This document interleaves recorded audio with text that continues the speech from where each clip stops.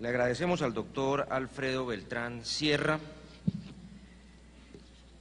e invitamos al doctor Horacio Cruz Tejada, quien es abogado de la Universidad Externado de Colombia y especialista en Derecho Procesal Civil de esta misma institución. Igualmente es máster en Derecho Privado de la Universidad Carlos III de Madrid. Actualmente es profesor de la Universidad de los Andes, director del área de Derecho Procesal y del consultorio jurídico de esa universidad. Es miembro del Instituto Colombiano de Derecho Procesal y ha publicado varias obras, artículos y ponencias relacionadas con derecho procesal. Le recordamos a todos los asistentes mantener en modo silencioso el celular. Sé que es un poco difícil, pero si podemos mantener en modo silencioso las bolsas, también sería muy bueno. Entonces le concedemos el uso de la palabra al doctor Horacio. Bueno, siendo así entonces, vamos a mirar entonces cuáles fueron las modificaciones y los ajustes que se hicieron al capítulo de competencia señalados en el Código General del Proceso. Antes de mirar cuáles fueron esas modificaciones, es importante tener presente lo siguiente. Si bien el Código de Procedimiento Civil, pues, a pesar de haber sido expedido 20 años atrás de la Constitución Política de 1991, a mi parecer siempre pues, fue considerado para la época como un código de avanzada y un código que a medida que transcurría el tiempo se ha venido ajustando a los lineamientos constitucionales de la Constitución del 91.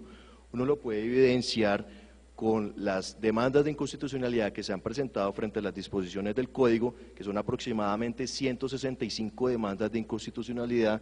Doctor Beltrán Sierra me corregirá, y tan solo cerca del 10% de esas aproximadamente 165 demandas han sido pronunciamientos de inexequibilidad. Eso refleja en buena medida que, a pesar de haber sido expedido mucho antes de la Constitución del 91, pues sí constituía o sí se aproximaba a los lineamientos constitucionales. No obstante, pues el tiempo va evolucionando, el tiempo va cambiando y pues a nuestros días pues era ya necesario plantear una reforma de este calibre. En ese orden de ideas vamos a mirar primero cuáles fueron los propósitos de la reforma al régimen de competencia. Lo primero que se pretende con el capítulo de competencia es lograr una integración y una sistematización normativa.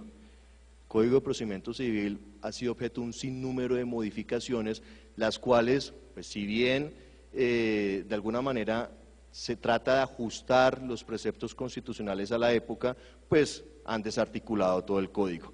Uno encuentra disposiciones en materia de competencia regadas en diferentes normas del ordenamiento jurídico, lo cual de alguna manera dificulta su comprensión. En ese sentido, entonces, lo que se pretende es identificar todas las normas relacionadas con el régimen de competencia y hacer una integración y una sistematización en un solo cuerpo normativo. Como segundo propósito, encontramos el fortalecimiento de los jueces de base. Los jueces de base, llámese jueces municipales, se fortalecen con este régimen de competencia. Ejemplo de ello es el aumento de las cuantías, como lo vamos a ver ahora, o el conocimiento de los procesos de naturaleza agraria y de pertenencia. Recuerden ustedes que en este momento en nuestro ordenamiento jurídico, a raíz del decreto 2303 del 89, mediante el cual se creó la llamada jurisdicción agraria, y que posteriormente vino la ley estatutaria del año 96 a plantear en un artículo transitorio que mientras no entraran a funcionar todos los jueces agrarios en todo el país, los asuntos de naturaleza agraria serían de conocimiento de los jueces civiles del circuito.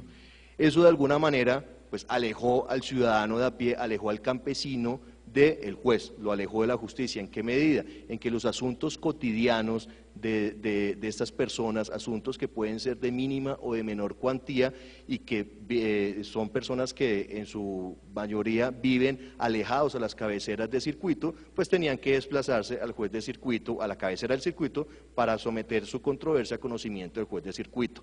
En buena medida, pues esto dificultaba el acceso a la justicia.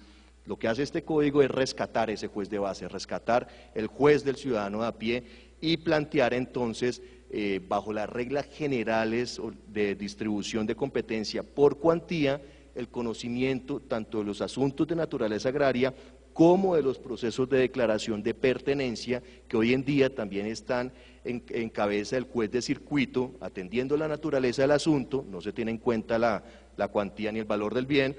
Se somete entonces con el Código General del Proceso a las reglas generales de distribución por cuantía, lo cual pues es muy acertado. Y eso redunda en el tercer propósito, que es facilitar el acceso a la administración de justicia. Como cuarto propósito, encontramos la precisión de la competencia judicial de autoridades administrativas, lo vamos a ver más adelante. Y, finalmente, la eficiencia en la administración de justicia. Ejemplo de ello es el artículo 617 del Código General del Proceso, mediante el cual se plantea el conocimiento o la posibilidad para que por vía notarial se tramiten ciertos asuntos que en buena medida son de trámite de jurisdicción voluntaria y que no tienen por qué ser de conocimiento del juez. Son asuntos que en buena medida se pueden plantear, si no hay controversia, si no hay oposición, a conocimiento de los notarios. Claro está que si se genera controversia o oposición, pues desde luego será de competencia del juez. Bien, miremos entonces dentro de las normas sobre el capítulo de competencia cuáles son los ajustes más importantes que se hicieron. En el artículo 15 ustedes van a encontrar la cláusula general o residual de competencia. Este artículo lo que busca de alguna manera es armonizar el lenguaje del código frente al lenguaje que plantea tanto la Constitución Política como la ley estatutaria en materia de jurisdicción y de competencia. En nuestro ordenamiento jurídico, la jurisdicción se asimila o se entiende el concepto de jurisdicción como competencia por ramas o áreas del conocimiento, áreas del derecho al cual se somete el asunto, a pesar de que dentro de la concepción teórica del concepto de jurisdicción se entiende como una función pública de impartir o de administrar justicia. En ese orden de ideas, atendiendo al lenguaje que trae la ley estatutaria, existen varias manifestaciones de la jurisdicción, dentro de los cuales se encuentra la jurisdicción ordinaria. Esta es la jurisdicción residual, es decir, aquellos asuntos que no tengan o que no correspondan a una determinada jurisdicción, corresponderán entonces a la jurisdicción ordinaria. Y dentro de esta jurisdicción ordinaria, la especialidad civil será la residual, lo que no tenga una especialidad particular dentro de la jurisdicción ordinaria será de conocimiento de la especialidad civil. Y a su vez, dentro de la especialidad civil, encontramos una categoría de jueces, tanto unipersonales como colegiados. El juez que conoce de los asuntos que no tengan señalado un juez específico serán de conocimiento del juez civil del circuito, de manera que pues, es un artículo que tiene un sentido pedagógico bien importante. ¿Qué pasa con la prorrogabilidad e improrrogabilidad de la jurisdicción y la competencia? ¿Qué significa que sea improrrogable? Que no se puede extender en su duración. En ese orden de ideas, tanto la jurisdicción como la competencia por factor subjetivo y por factor funcional son improrrogables. En ese orden de ideas, lo que debe suceder es que en el evento de presentarse falta de jurisdicción o de competencia por dichos factores, se debe remitir al juez competente para que continúe el proceso. Si no es así, opera la segunda opción que ustedes encuentran reflejado, y es que la sentencia será nula. Caso contrario ocurre con la prorrogabilidad de la competencia por los otros factores. Si se alega oportunamente la falta de competencia, pues se remite al juez competente y lo actuado pues conserva validez. Si no se alega en el momento oportuno, se prorroga la competencia en este juez que en principio no era el competente. Se mantiene el conocimiento del asunto en cabeza de este juez y lo actuado conserva validez. Ahora bien, veamos entonces qué pasa con la competencia del juez civil municipal. ¿Qué asuntos va a conocer en única instancia? Bien encuentran ustedes en el actual Código de Procedimiento Civil, en el artículo 14, una serie de asuntos que son de conocimiento del juez civil municipal en única instancia. Además de estos asuntos, como ya les decía, van a conocer de los procesos de naturaleza agraria que sean de mínima cuantía. Y se hace una precisión, el código hace una precisión muy importante en materia de procesos de responsabilidad médica, con el ánimo de evitar, de alguna manera, los posibles conflictos de competencia que se puedan presentar con jueces laborales cuando se trata, por ejemplo, de asuntos derivados del sistema de seguridad social en salud. Entonces se hace esta precisión en el código para determinar que el juez civil municipal, si son asuntos de mínima cuantía, pues conocerá en única instancia. Y además de ello, conocerá de los procedimientos de insolvencia de personas naturales no comerciantes, tema pues que será objeto de otra conferencia. Ahora bien, en primera instancia, ¿de qué conoce? Además de lo que se encuentra regulado en el CPC, procesos agrarios de menor cuantía y procesos de responsabilidad médica de menor cuantía. La misma observación que planteamos frente a la diapositiva anterior. Y se precisa también que será competente de los procesos de saneamiento de titulación de la propiedad inmueble. Hace referencia el código a la ley 1182 del año 2008. En este sentido es importante precisar la ley 1561 del 11 de julio del 2012 determina la competencia en el juez civil municipal para conocer en primera instancia el proceso verbal especial encaminado a lograr la titulación de la posesión material sobre inmuebles urbanos y rurales de pequeña entidad económica, así como el saneamiento de los títulos de falsa tradición. De manera que hay que verlo en concordancia con la ley 1561, que fue sancionada el 11 de julio del año 2012, un día antes del Código General. Una precisión muy importante, conocerá en primera instancia sobre la petición sobre pruebas extraprocesales. Recuerden ustedes que la ley 1395 del año 2010, en su artículo 113, abrió la posibilidad para que las pruebas extraprocesales, no solamente pruebas anticipadas, sino aquellas pruebas que se puedan hacer valer en un proceso en curso, las pruebas extraprocesales pudieran ser practicadas ante notario. Dada la importancia de este tipo de pruebas para los resultados que se pueden generar en el proceso, pues se entiende y es pertinente que el conocimiento de la petición de estas pruebas extraprocesales esté en cabeza del juez, bien sea el juez civil municipal o bien sea el juez civil de circuito. Tienen una competencia a prevención y se plantea también la posibilidad de que exista una doble instancia frente a dicha petición. En caso de que sea negada la prueba, la práctica de dicha prueba, pues tendrá la posibilidad de impugnar la decisión ante el superior jerárquico, dependiendo de cuál fue el juez que se escogió, si fue el juez civil municipal o el circuito, será el superior jerárquico. Ahora, frente a la competencia del juez civil del circuito en única instancia, hay una precisión que vale la pena tener presente, y es que se hace referencia a los procesos de propiedad intelectual. Aquí es muy importante tener presente que dentro de nuestro ordenamiento jurídico se han consagrado o se plantean tres manifestaciones de propiedad intelectual que vienen a ser consignadas en el régimen de competencia. Son ellas los derechos de autor, la propiedad industrial y los derechos de obtentor de variedades vegetales. En ese orden de ideas, los asuntos sobre propiedad intelectual que tengan en ley especial un trámite de única instancia serán de conocimiento del juez civil del circuito en única instancia.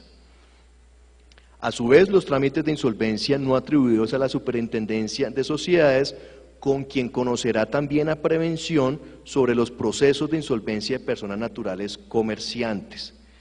Y por otro lado, se plantea que el nombramiento de árbitros, en caso de que no haya acuerdo entre las partes para la designación de los mismos, o en caso de que no se haya delegado a un tercero tal designación, pues se acudirá al juez civil del circuito para que en única instancia se adelante tal actuación.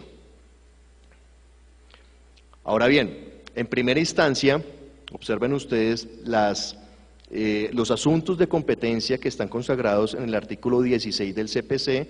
A eso hay que adicionarle estos aspectos. procesos agrarios y de responsabilidad médica de mayor cuantía, ya lo habíamos precisado, y procesos de propiedad intelectual, llámese derechos de autor, propiedad industrial o derechos de obtentor de variedades vegetales, así como los procesos sobre competencia desleal. Sobre estos dos aspectos, propiedad intelectual y violación a las normas de competencia desleal, se plantean unas precisiones bien importantes en el artículo sobre competencia territorial.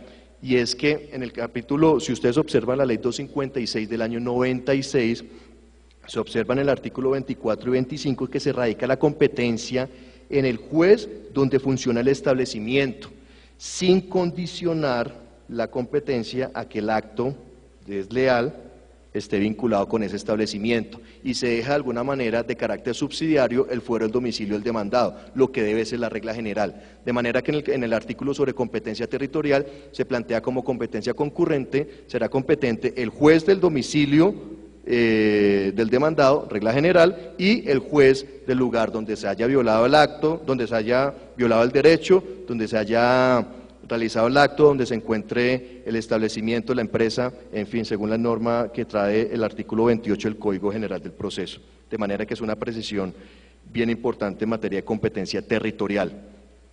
Y frente a las acciones populares y de grupo, pues lo que se hace es recoger lo que ya viene regulado en la Ley 472 de 1998, en su artículo 16 y 51, acerca de la competencia del juez civil de circuito en los asuntos no atribuidos a la jurisdicción de lo contencioso administrativo. De igual manera, como lo decíamos frente al juez civil municipal, conocen a prevención sobre la petición de pruebas extraprocesales. ¿Cómo opera la competencia funcional del juez civil de circuito? Ellos conocen, o el juez civil de circuito conocerá en segunda instancia, ya viene operando, de los asuntos que conoce en primera instancia del juez civil municipal, y ahí viene la adición, aquellos asuntos pues, que son de conocimiento en primera instancia de la autoridad administrativa, cuando la autoridad desplazada pues, sea el juez civil municipal en primera instancia. Y conocerá el recurso de queja de los autos que nieguen la apelación frente a providencias judiciales que conoce en primera instancia tanto el juez civil municipal como las autoridades administrativas en ejercicio de funciones jurisdiccionales. Aquí hay que hacer esta precisión. Bien, ahora entonces el tema de las funciones jurisdiccionales de las autoridades administrativas es un artículo que, si bien es un poco extenso, de alguna manera busca precisar y recoger todas las funciones jurisdiccionales que ejercen algunas autoridades administrativas. Entiéndase, por ejemplo, la Superintendencia de Industria y Comercio. Se precisa que van a conocer, que siguen conociendo pues, de la violación de derechos del consumidor y asuntos de competencia desleal y un asunto de propiedad intelectual que son los asuntos relacionados con la propiedad industrial. Hay una precisión también en esa norma acerca de esos asuntos de propiedad intelectual y cuáles en sus tres manifestaciones, pues son tres autoridades distintas las que conocen de tales asuntos. Los asuntos relacionados con la propiedad industrial, pues conocerá la Superintendencia de Industria y Comercio. Los asuntos relacionados con los derechos o la violación de los derechos de autor y derechos conexos, conocerá la Dirección Nacional de Derechos de Autor. Y los asuntos en los cuales se plantea una infracción a los derechos de obtentor de variedades vegetales, conocerá el Instituto Colombiano Agropecuario, el ICA. Se plantea también o se precisa la competencia de la Superintendencia Financiera para controversias que se presenten entre los consumidores financieros y las entidades vigiladas. De igual manera, hay una serie de asuntos que se enlistan dentro de las competencias de la Superintendencia de Sociedades y del Ministerio de Justicia. Hay unos aspectos que vale la pena tener presente, y es que, de acuerdo con el artículo 8 de la Ley Estatutaria de la Administración de Justicia, cuando la autoridad administrativa ejerce funciones jurisdiccionales, esas decisiones deben ser sometidas o deben tener la posibilidad de ser impugnadas ante la autoridad judicial. El Código General del Proceso trabaja en ello y precisamente todas estas funciones jurisdiccionales de esas autoridades serán de conocimiento o serán susceptibles de ser sujetas a una segunda instancia ante la jurisdicción ordinaria en su especialidad civil, el juez y ante el juez, bien sea ante el juez que en principio, el superior jerárquico del juez que fue desplazado en su competencia por la autoridad administrativa. Será desde luego una competencia prevención, en todo caso se mantiene la competencia en cabeza de los jueces. El trámite a seguir para este tipo de procesos en cabeza de estas autoridades administrativas será la misma vía procesal, la misma cuerda procesal regulada o que rige el trámite que se surte ante los jueces. Y pues las normas sobre el derecho de postulación se mantienen en el mismo sentido. Quiere decir que pues si hay un asunto en el cual no se requiera o se pueda actuar en causa propia, pues no requerirá derecho de postulación, de lo contrario pues así habrá que hacerlo. Ahora bien, como les decía al principio, en materia de cuantía, pues hay unos ajustes muy importantes que buscan de alguna manera fortalecer la competencia de los jueces de base. La mínima cuantía hoy en día está regulada, el tope son 15 salarios mínimos. La menor está entre 15 y 90 y la mayor superior a 90. Con el Código General del Proceso se amplían esos límites. La mínima quedará entonces hasta 40 salarios mínimos legales mensuales vigentes. La menor estará establecida en el rango entre 40 y 150 salarios mínimos y la mayor cuantía será aquellos asuntos que sean superiores a 150 salarios mínimos. Se precisa también que en caso de que se estime conveniente modificar esos límites, pues no se tenga que acudir a una reforma legal, no se tenga que acudir al legislador para aumentar las cuantías, por ejemplo. Entonces, el mismo legislador aquí faculta al Consejo Superior de la Judicatura, bajo o previo concepto favorable del gobierno, para que si las necesidades del momento, si la coyuntura de nuestra sociedad así lo demanda, la situación de nuestra administración de justicia así lo demanda, pues se modifique el límite de las cuantías.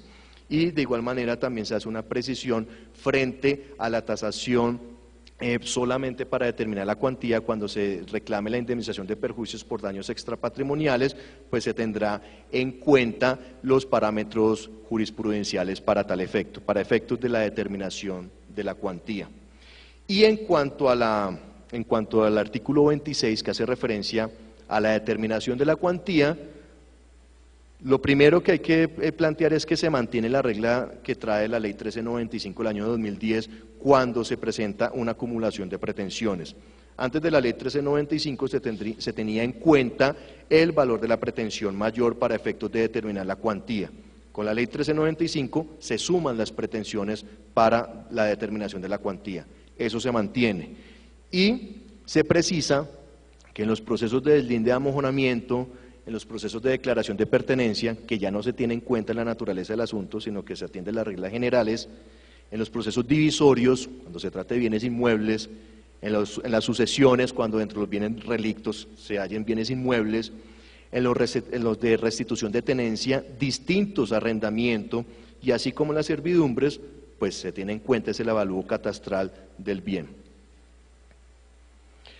En materia de conservación y alteración de la competencia, que es el mal llamado principio de perpetuatio jurisdictionis, aquí se habla de la conservación y alteración de la competencia, se hace un ajuste muy puntual y es referente al factor subjetivo.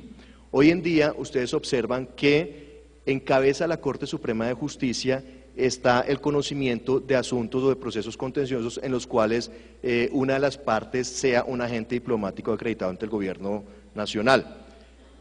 Eso genera que, pues, si interviene en el proceso un agente diplomático, pues altere la competencia y se acuda, entonces se remita el expediente a la Corte Suprema de Justicia, Sala de Casación Civil.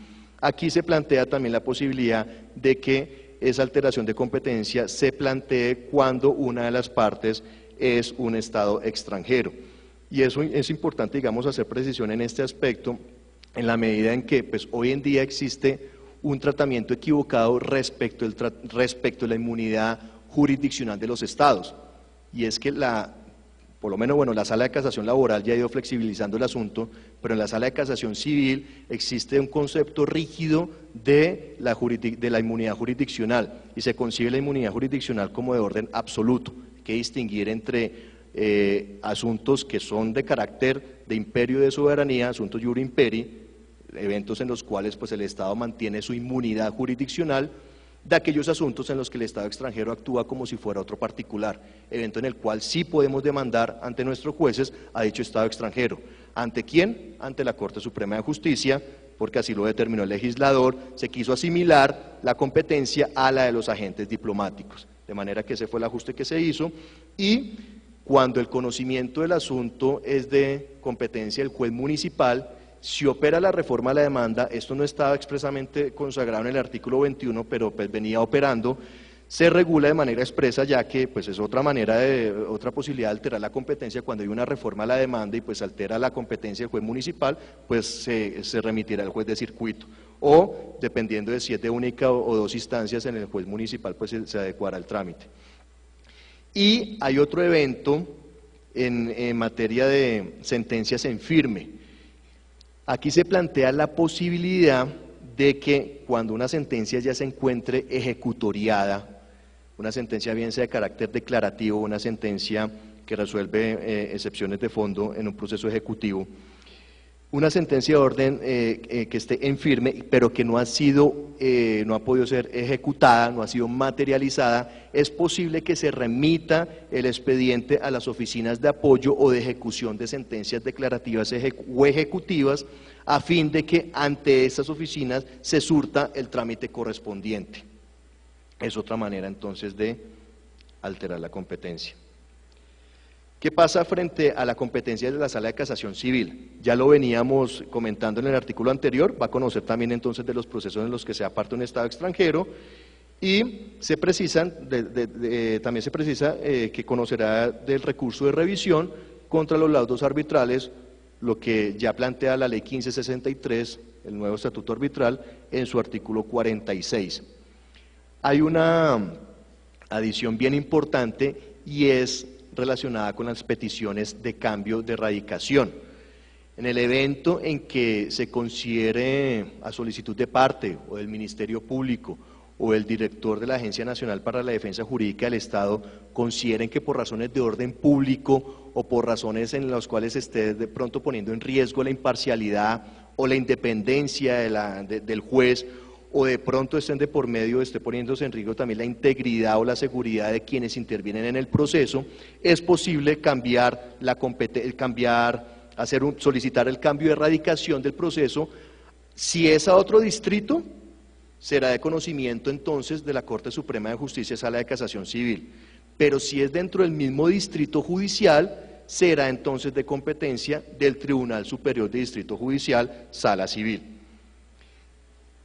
A su vez, entonces, entrando entonces en la competencia de los tribunales superiores, se hace la precisión de que pues, conocerá en segunda instancia de las decisiones que profiera las autoridades administrativas en ejercicio de funciones jurisdiccionales cuando el juez desplazado era en este caso el juez de circuito, ¿sí? En ese caso conocerá en segunda instancia el tribunal. Y de igual manera el recurso de queja cuando se niega el de apelación. De igual manera, el recurso de revisión contra las decisiones de las autoridades administrativas. ¿Qué pasa con la comisión? A la comisión se le hacen unos ajustes bien importantes. Cabe destacar, vale la pena destacar, se plantea una restricción en la comisión para la práctica de pruebas cuando se presenta o cuando esa práctica de pruebas se va a realizar en territorio distinto al juez de conocimiento. En estos casos, el juez de conocimiento debe acudir a sistemas como videoconferencia, como teleconferencia o cualquier otro medio de comunicación que le permita, de alguna manera, garantizar la inmediación, la concentración y el ejercicio del derecho de contradicción. De manera que pues, es una restricción para la práctica de pruebas, para la comisión, para la práctica de pruebas. Tampoco se podrá comisionar para la práctica de medidas cautelares extraprocesales.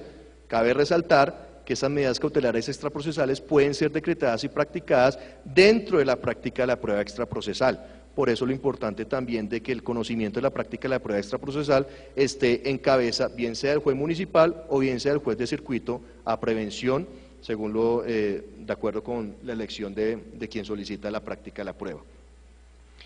Esa comisión para la práctica de pruebas pues debe tener un término, el comitente debe señalar un término para la misma, teniendo presente lo que ya se venía comentando en las primeras intervenciones sobre el plazo de duración del proceso. Debe tener presente los términos de duración del proceso para la práctica de dicha prueba. Y también pues se podrá comisionar a las autoridades administrativas con funciones jurisdiccionales. Estas son pues básicamente las modificaciones o los ajustes más importantes que se hicieron al régimen de competencia. Les agradezco por su atención y bueno, estaremos entonces de todas formas atentos a las preguntas que se formulen por escrito. Muchas gracias al doctor Horacio. El Departamento de Derecho Procesal de la Universidad Externado de Colombia los invita a revisar el boletín virtual de Derecho Procesal que mensualmente se publica por el Departamento, que ustedes podrán consultar en el link www.uexternado.edu.co/procesal. Este boletín se publica mensualmente y contiene las principales novedades jurisprudenciales en materia de derecho procesal. Durante los próximos 30 minutos los invitamos a la pausa. Van a existir o existen 2 estaciones de café.